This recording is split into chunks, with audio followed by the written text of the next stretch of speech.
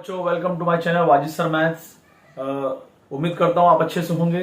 चलिए, हमारी 1 marks series चल रही है जिसमें हमने तीन पार्ट हमारा हो गया। ये चौथा पार्ट है हमारा, जिसमें क्वेश्चन नंबर 1 में बी में 4 मार्क्स के क्वेश्चन आते हैं जो बहुत ही इजी होते हैं। अगर आप इसको प्रैक्टिस करेंगे, वीडियो देखेंगे, प्रैक्टिस करेंगे तो आप आराम से 4 मार्क्स जो है वो आप ले सकते हैं। तो चलिए शुरू करते हैं। Question number 1, a die is rolled then write sample space S and number of sample point N of S निकालना है। हमको पता है यहाँ पे होगा डाई। डाई का मतलब होता है लूडो। हम लोग खेलते हैं, पासा खेलते हैं, तो पासे में 6 नंबर होते हैं। तो हम जब भी क्या करेंगे, पासा फेंकेंगे तो सैंपल स्पेस क्या है? सैंपल स्पेस मतलब होता है नंबर ऑफ, क्या करना है, जितने भी पॉसिबल रिजल्ट्स हैं वो हमको लिखना है सैंपल स्पेस में। तो हम लिखेंगे सोल्यूशन। सैंपल स्पेस क्या होगा कि जब भी एक डाई को हम रोल करेंगे, फेंकेंगे, तो हमारे पास जो है 6 सैंपल स्पेस आएगा। 1 2 3 4 5 6। तो ये हमारा हो गया सैंपल स्पेस। और कह रहा है सैंपल स्पेस के साथ सैंपल पॉइंट भी लिखो, एन ऑफ एस भी लिख सकते हैं आप इसको क्या करेंगे, यहां पर काउंट करेंगे, कितना आया, 6 नंबर इसमें। सेकंड करते हैं, find the first term and common difference for the following AP. Arithmetic progression में हम क्या करेंगे, इस जो लिखा हुआ है सीक्वेंस है, सीक्वेंस का फर्स्ट टर्म फाइंड करना है और कॉमन डिफरेंस डी फाइंड करना है।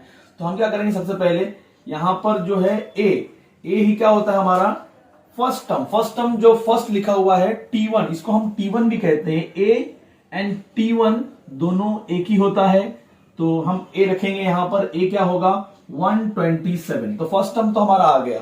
अब हम डिफरेंस कैसे निकालेंगे, डी कैसे फाइंड करते हैं? डी में हम क्या करते हैं, next term minus previous term, आगे वाले टर्म से पीछे वाले टर्म को माइनस कर देंगे।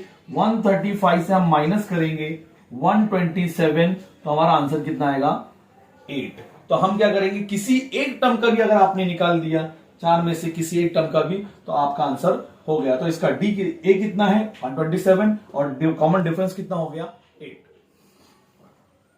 चलिए क्वेश्चन नंबर 3 करते हैं।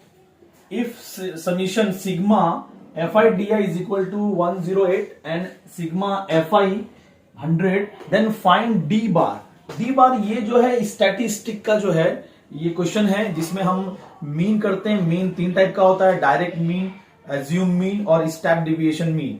तो उसमें ये जब हम एज्यूम मीन करते हैं तो उसके अंदर ये डी बार का फॉर्मूला है, तो हमें पता होना चाहिए। लिखेंगे हम सोल्यूशन और लिखेंगे D bar is equal to sigma, इसको हम ऊपर रखेंगे, fi di divided by sigma fi। ये बहुत इजी है।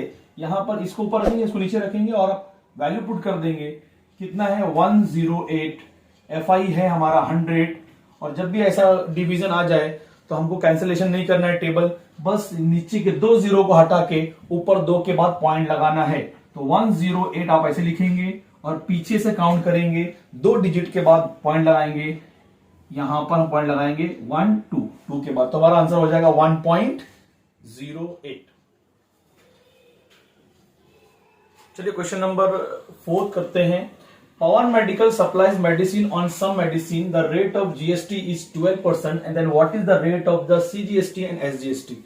हमें पता है कि जीएसटी कितना है यहां पर, 12%। तो हम लिखेंगे सोल्यूशन, और हमें मालूम है ये कि सीजीएसटी एसजीएसटी जो है सेंटर और स्टेट का जो होता है वो दोनों इक्वल होता है।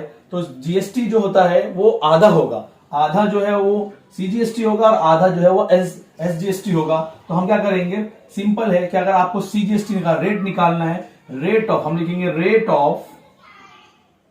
Of CGST. तो रेट ऑफ सीजीएसटी क्या है, जीएसटी का हाफ कर दीजिए आप, जीएसटी जो होगा उसको हाफ कर देंगे, तो कितना आंसर होगा, 12 का हाफ करेंगे तो कितना आया, 6%। इसी तरह जो है रेट ऑफ एसजीएसटी भी सेम यही सॉल्व करेंगे। एसजीएसटी का फॉर्मूला भी होगा GST upon 2, that is 12/2 is equal to 6%। ये दोनों जीएसटी और एसजीएसटी और सीजीएसटी जो है दोनों सेम रहता है। तो इस हमारा आंसर आया 6% और 6%।